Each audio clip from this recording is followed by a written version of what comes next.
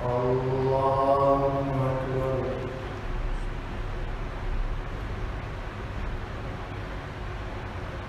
الحمد لله رب العالمين الرحمن الرحيم مالك يوم الدين إياك نعبد وإياك نستعين اهدنا الصراط المستقيم صراط الذين أنعمت عليهم غير المغضوب عليهم ولا الضالين.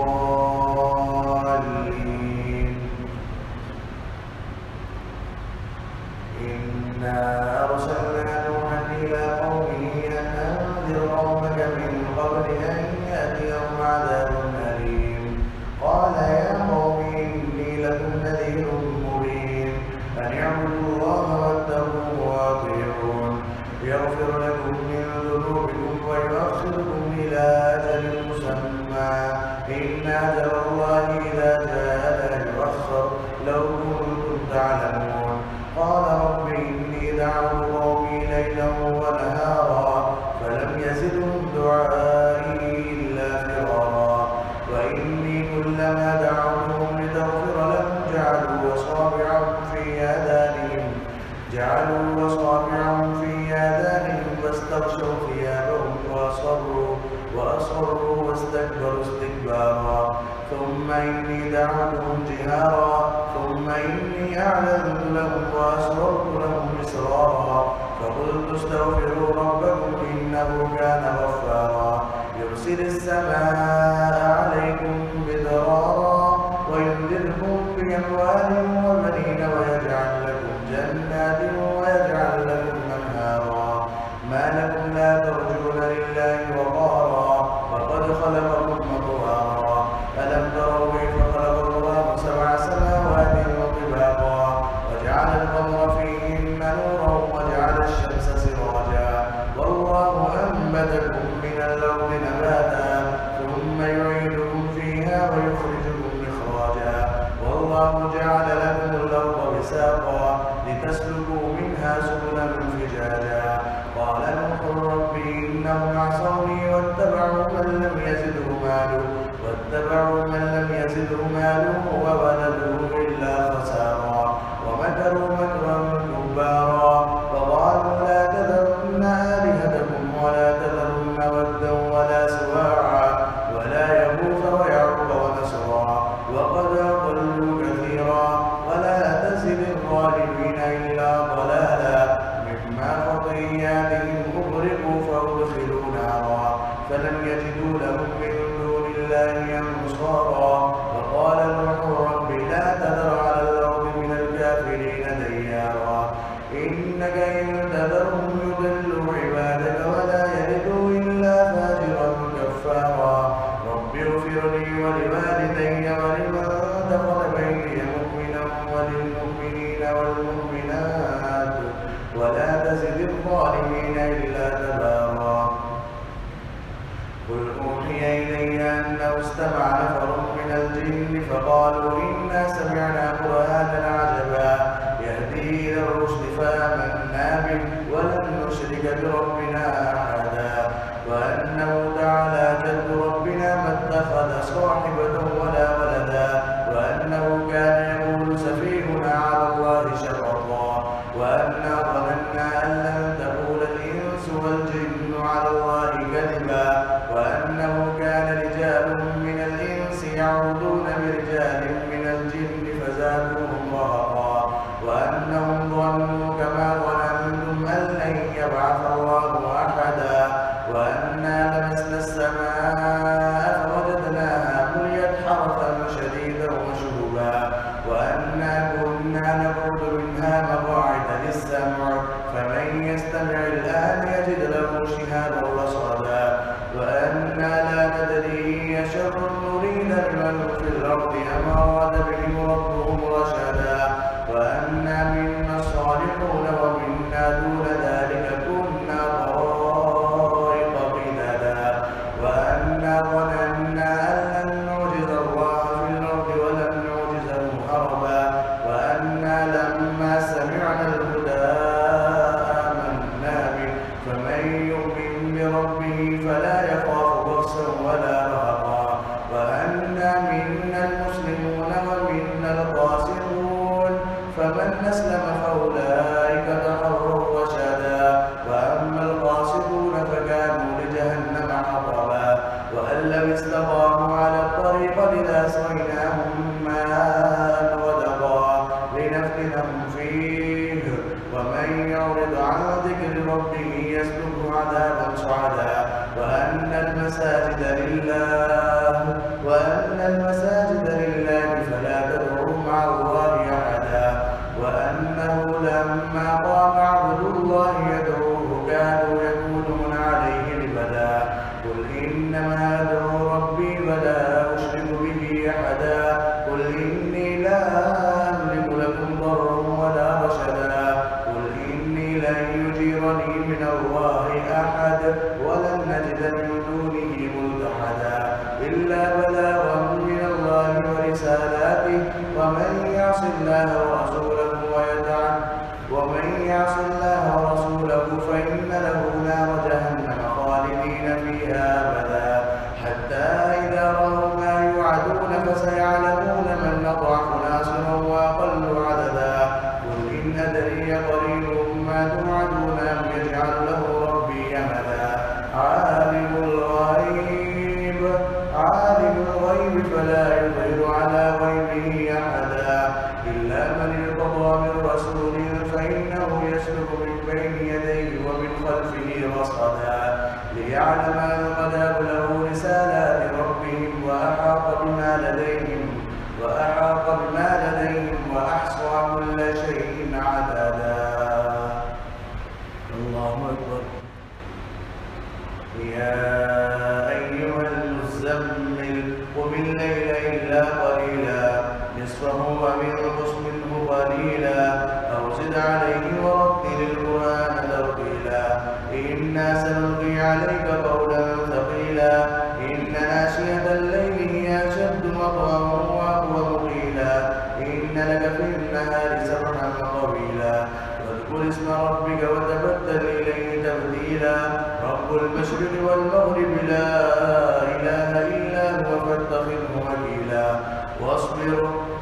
على ما يقولون واهجرهم هجرا جميلا وذرني والمكذبين أولي النعمة ومهلهم قليلا إن لدينا أنكالا وجحيما وطعاما ذا غصة وعذابا أليما يوم ترجف الأرض والجبال وكانت الجبال كثيبا مهيلا إنا أرسلنا إليكم رسولا شاهدا عليكم كما أرسلنا إلى فرعون رسولا فعصى فرعون الرسول فأخذناه أخذا وبيلا فكيف تتقون إن كفرتم يوما يجعل الولدان شيبا السماء منفطر به كان وعده مفعولا إن هذه تذكرة فمن شاء اتخذ إلى ربه سبيلا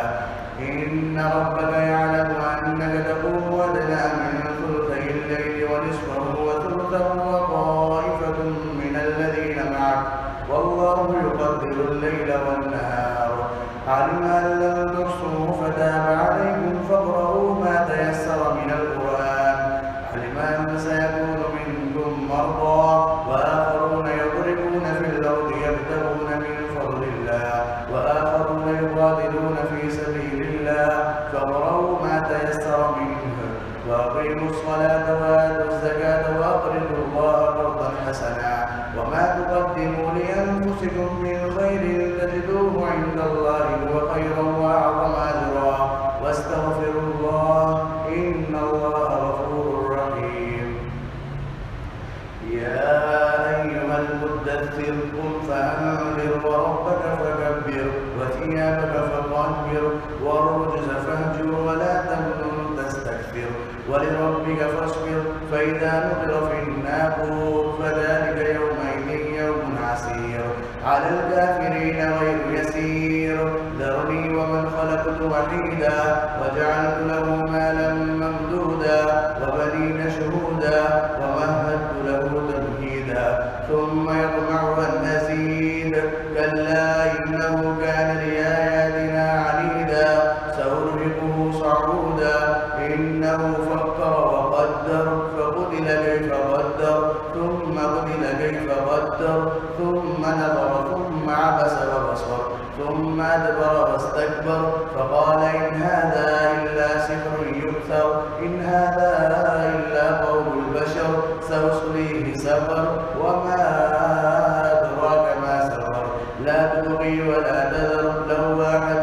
للبشر عليها 19 وما جعلنا أصحاب النار إلا ملائكة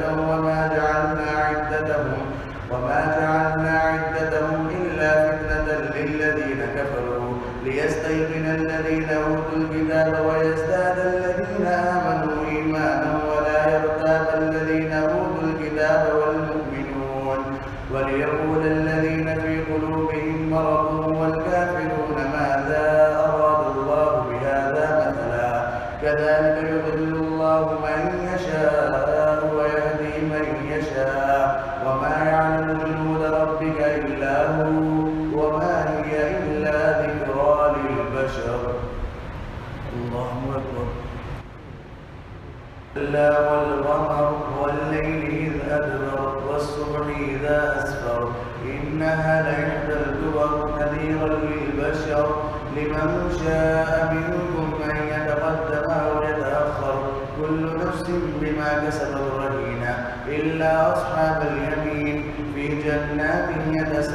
يتساءلون عن المجرمين ما سلككم في سقر قالوا لم نك من المصلين ولم نك نطعم المسكين وكنا نخوض مع الخائضين وكنا نكذب بيوم الدين حتى أتانا اليقين فما تنفعهم شفاعة الشافعين فما لهم عن التذكرة معرضين كأنهم حمر مستنفرة فرت من قسورة بل يريد كل امرئ منهم أن يؤتى صحفا منشرة كلا بل لا يخافون الآخرة كلا إنه تذكرة فمن شاء ذكره وما يذكرون إلا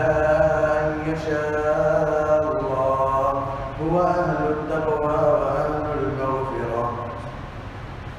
لا أقسم بيوم القيامة ولا أقسم بالنفس اللوامة أيحسب الإنسان أن لن نجمع عظامه بلى قادرين على أن نسوي بنانه بل يريد الإنسان ليفجر أمامه يسأل أيان يوم القيامة فإذا برق البصر وخسف القمر وجمع الشمس والقمر يقول الإنسان يومئذ أين المفر كلا لا وزر إلى ربك يومئذ المستقر ينبأ الإنسان يومئذ بما قدم وأخر بل الإنسان على نفسه بصيرا ولو ألقى معاذيره لا تحرك به لسانك لتعجل به إن علينا جمعه وقرآنه فإذا قرأناه فاتبع قرآنه ثم إن علينا بيانه كلا بل تحبون العاجلة وتذرون الآخرة وجوه يومئذ ناظرة إلى ربها ناظرة ووجوه يومئذ باسرة تظن أن يفعل بها فاقرة كلا إذا بلغت التراقي وقيل من راق وظن أنه الفراق والتفت الساق بالساق إلى ربك يومئذ المساق فلا صدق ولا صلى ولكن كذب وتولى ثم ذهب إلى أهله يتمطى أولى لك فأولى ثم أولى لك فأولى أيحسب الإنسان أن يترك سدى ألم يكن نطفة من مني يمنى ثم كان علقة فخلق فسوى فجعل منه الزوجين الذكر والأنثى أليس ذلك بقادر على أن يحيي الموتى هل أتى على الإنسان حين من الدهر لم يكن شيئا مذكورا إنا خلقنا الإنسان من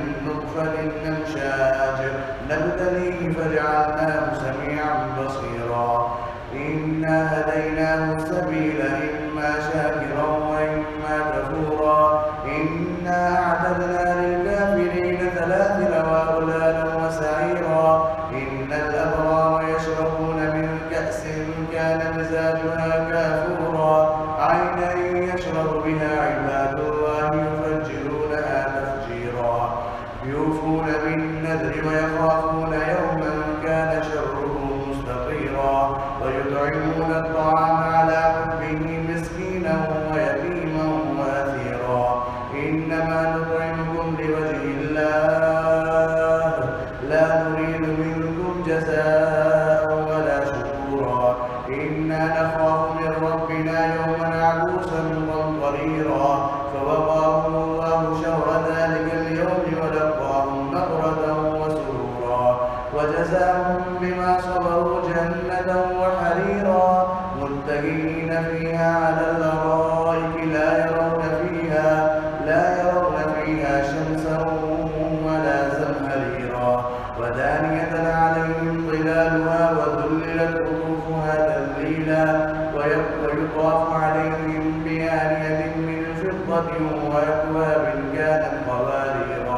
قوارير من فضة قدروها تقديرا ويسقون فيها كأسا كان مزاجها زنجبيلا عينا فيها تسمى سلسبيلا ويطوف عليهم ولدان مخلدون إذا رأيتهم حسبتهم لؤلؤا منثورا وإذا رأيت ثم رأيت نعيما وملكا كبيرا عاليهم ثياب سندس خضر واستبرق وحلوا وسابر من فضة وسقاهم ربهم شرابا طهورا إن هذا كان لكم جزاء وكان سعيكم مشكورا.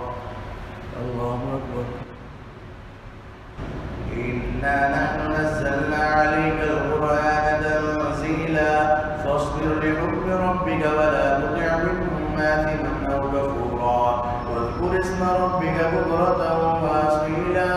ومن الليل فاسجد له وسبحه ليلا طويلا إن هؤلاء يحبون العاجلة ويذرون وراءهم يوما ثقيلا نحن خلقناهم وشددنا أسرهم وإذا شئنا بدلنا أمثالهم تبديلا إن هذه تذكرة فمن شاء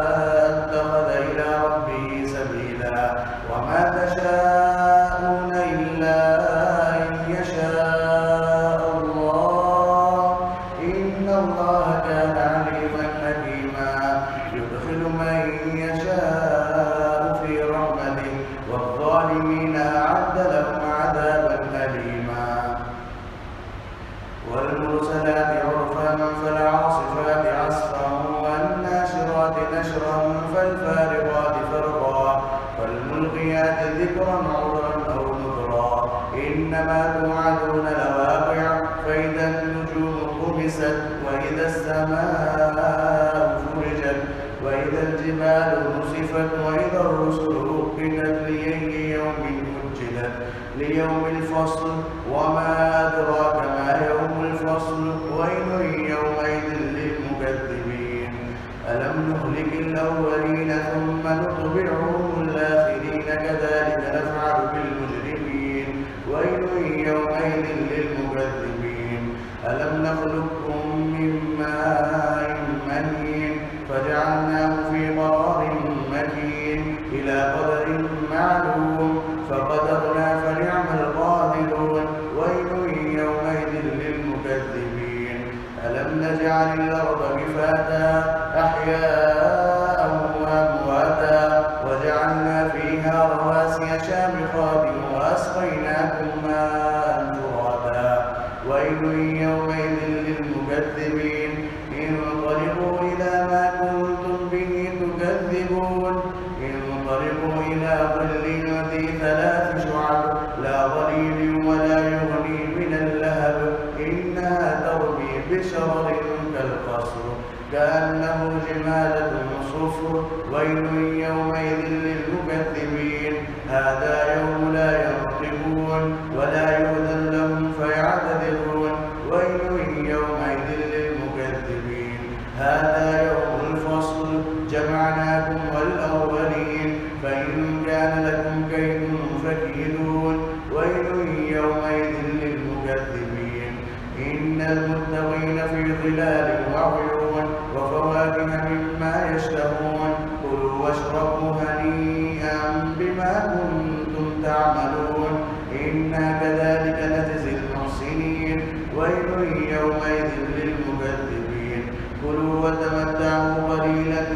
إنكم مجرمون ويل يومئذ للمكذبين وإذا قيل لهم اركعوا لا يركعون ويل يومئذ للمكذبين فبأي حديث بعده يؤمنون